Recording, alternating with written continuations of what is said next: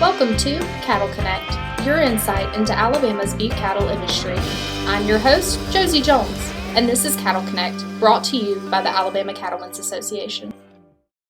Welcome back, everybody, to another exciting week of the Cattle Connect podcast. Today we have a very special guest in the office. It's one who hails from a very rural but beautiful part of South Alabama known as Covington County. We have our very own Vice President Wyatt Sasser here with us today. So welcome to the podcast. Good morning, Josie.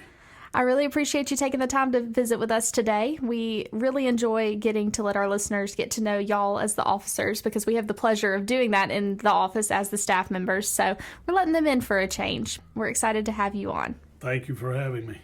So before we get started, I want to let you know this is going to be a very simple and fun podcast today. We want our listeners to get to know you a little bit better and your farming story, just so that they know who they have on their state board. To start us off, can you give us a little bit of your elevator speech, like where you're from, your background in agriculture, and kind of some of the details about how you got involved in ag? Well, yes, and first of all, I would love to make the point that I'm probably the farthest thing from being a cowboy as you would ever imagine. Don't even own a horse. We operate our cows with ATVs and buckets of range pellets. But I got started in the cattle business very young. My dad had a few head of cattle, and we had a milk cow that was just part of the farm at that point in time, and I learned how to milk a cow. We had very few heads, and then that progressed into my father-in-law had a cow-calf operation along with some stocker calves later on, so I got to see a little bit of both sides of that.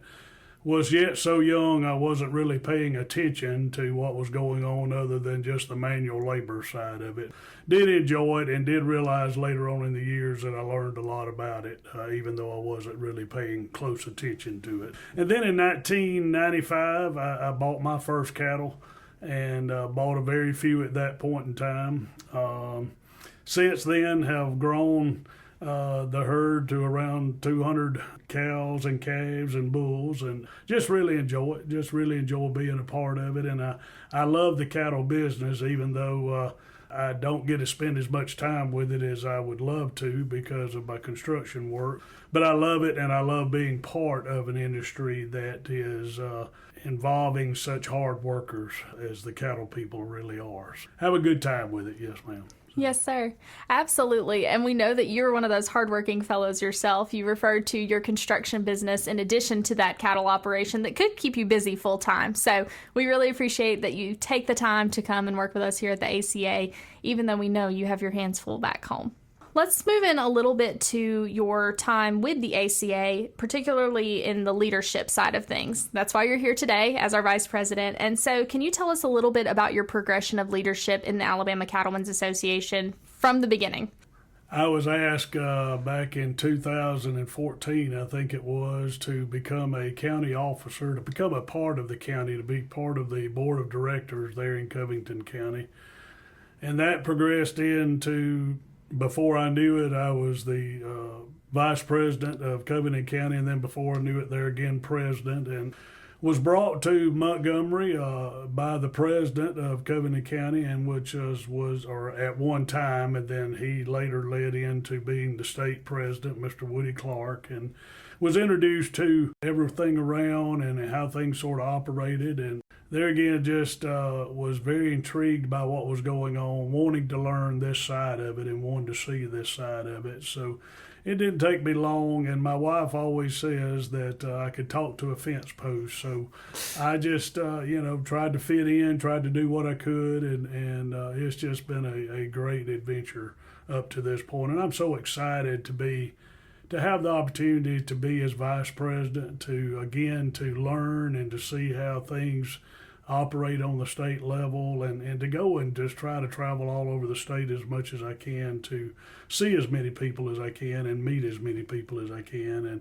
And that has already started, fortunately, and I love every minute of it. So It's always a joy to hear the officers' progression from that county level to the state level, because I know a lot of them said, I was just getting involved as a cattle producer and I never knew where that would lead. So it's always neat to hear that as you go from just involved on your county to a county president to a regional vice president and then on the state officer team. I always love hearing that story. Don't rely on podcasts alone to stay connected to Alabama's beef industry. Follow us at AL Cattlemen on Facebook and Instagram to get daily news and updates from the Alabama Cattlemen's Association.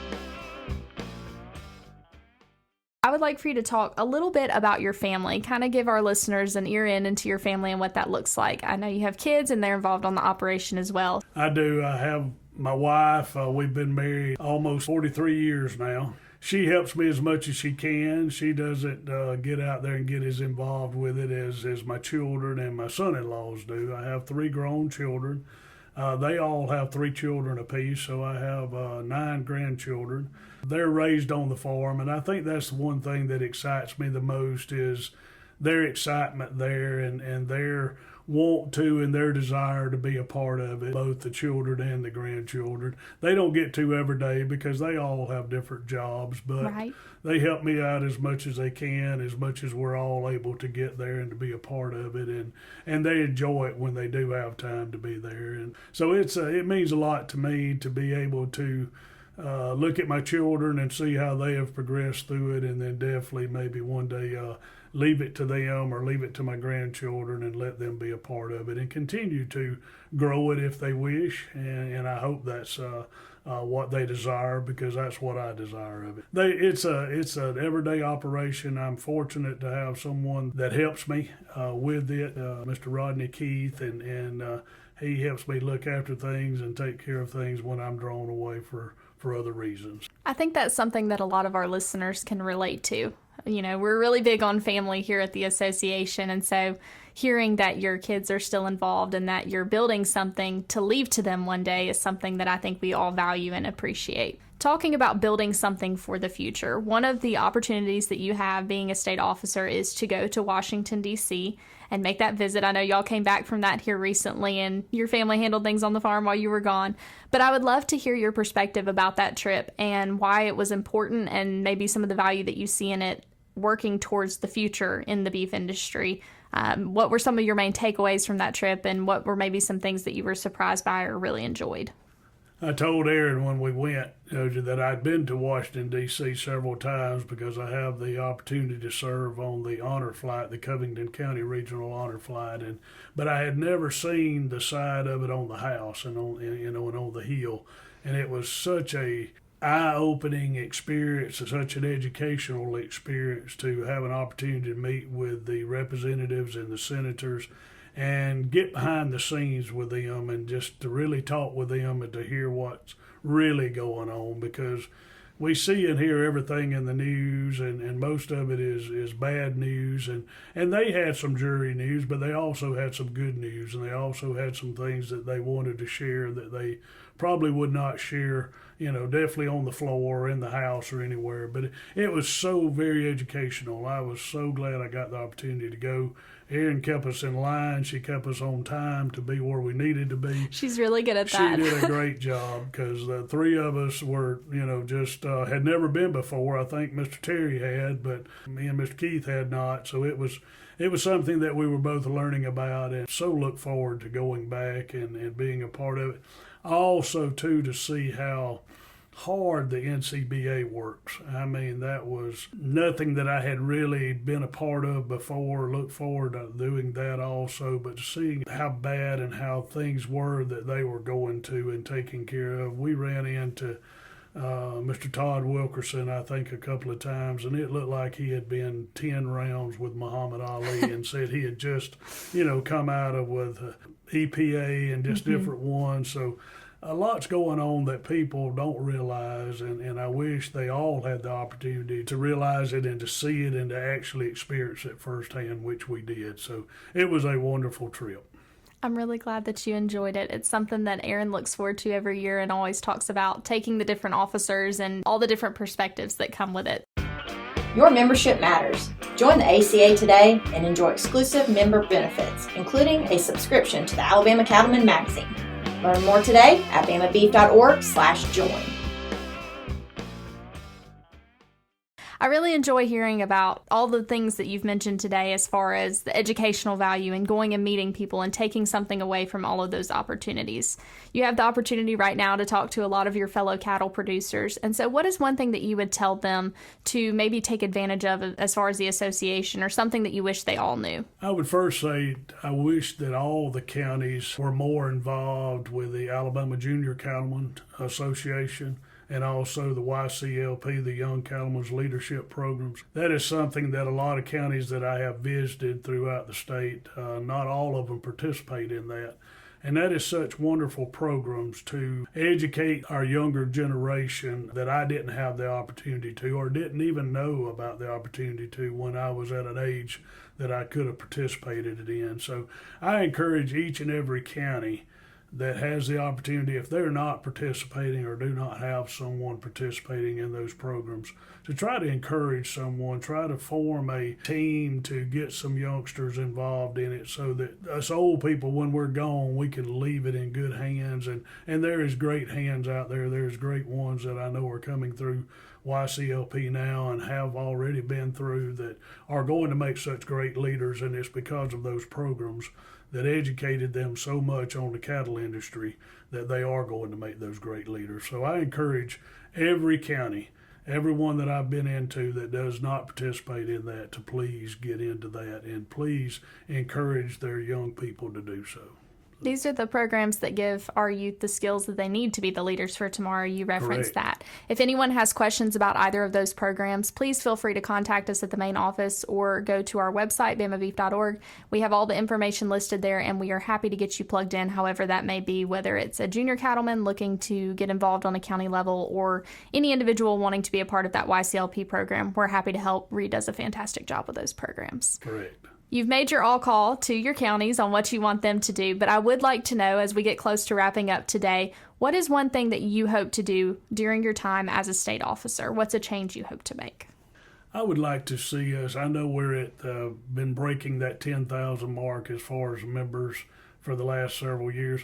I'd love to see us get to that 12 and 13,000 mark, and there's no reason why we can't. And I want to try to do as much as I can throughout each and every county to educate the people that is associated with it now how important it is for their membership. It's not just that it helps them on that level, but it helps every county level and definitely helps everyone here on the state level and on the national level, just for them to realize how important their membership is. It's not just a $50 or $120 or $1,000 that they're paying. I wish they would understand how important it is to have that number when we go to the hill, or when Aaron or yourself go to the hill and go before those folks, how important it is to have those strong numbers and those strong voices, because unfortunately we're being attacked every day, and the cattle industry is being attacked every day. And I just want to be a part of and excited about being a part of to continue it to grow, but also continue to protect it so that we can turn it over to our grandchildren and our children and leave something for them to be a part of and enjoy as much as I have. There's definitely strength in numbers, and we use that phrase a lot, your membership matters, because it does. We stand by the members. I think a lot of times people mention us having members behind us, and coming into this job last year, I don't look at it that way anymore. I look at it as we have members with us, and that's something as a staffer that I really do appreciate. So I appreciate you taking the time to mention it. Great point. Well, unfortunately, it's about time to wrap it up for today, and I have really enjoyed talking with you.